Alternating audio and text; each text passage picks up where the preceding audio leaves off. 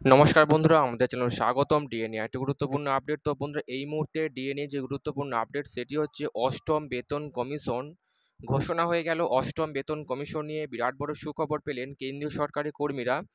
তো বন্ধুরা, সরকারের নতুন অষ্টম বেতন কমিশন নিয়ে আমরা স্টেপ বাই স্টেপ আলোচনা করব। তো অবশ্যই আপনারা ভিডিওটি স্কিপ না করে অবশ্যই পুরোটা দেখবেন।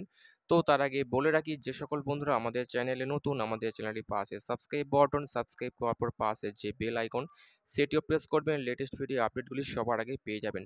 দেখে নেব আজকে ডিএ সংক্রান্ত গুরুত্বপূর্ণ আপডেটটি। নতুন সরকারের অষ্টম বেতন কমিশন গঠন এবং ডিএ বাড়ানোর সিদ্ধান্ত নিতে পারে কেন্দ্রীয় সরকার। সম্ভবত কেন্দ্রীয় সরকার শীঘ্রই কেন্দ্রীয় কর্মীদের জন্য দুটি বড় সুযোগ ঘোষণা করতে পারে। লোকসভা নির্বাচনের ফলাফল আগামী 4 জুন প্রকাশিত হওয়ার পর নতুন সরকার অষ্টম বেতন কমিশন গঠন এবং মহার্ঘ ভাতা বা ডিএ বাড়ানোর সিদ্ধান্ত নিতে পারে। সরকার জুন মাসের শেষের দিকে 4% ডিএ বৃদ্ধি করতে পারে, যা কর্মীদের মোট ডিএ 54% নিয়ে যাবে। এর মানে হলো বেতনের সাথে 4% ডিএ বৃদ্ধি, যা কর্মীদের জন্য একটি উল্লেখযোগ্য আর্থিক সুবিধা হবে। আসলে সপ্তম বেতন কমিশনের নিয়ম অনুসারে ডিএ বছরে দুবার পর্যালোচনা করা হয় এবং জানুয়ারি ও জুলাই মাসে কার্যকর হয়। যদিও এই বৃদ্ধি হয়, তাহলে এটি 1 জুলাই থেকে কার্যকর হবে। এছাড়া সরকার অষ্টম বেতন কমিশন গঠন করতে পারে, যা কর্মীদের মধ্যে দীর্ঘদিন ধরে আলোচিত বিষয়। সপ্তম বেতন কমিশন 2014 সালে গঠিত হয়েছিল এবং 2016 সালে কার্যকর হয়েছিল।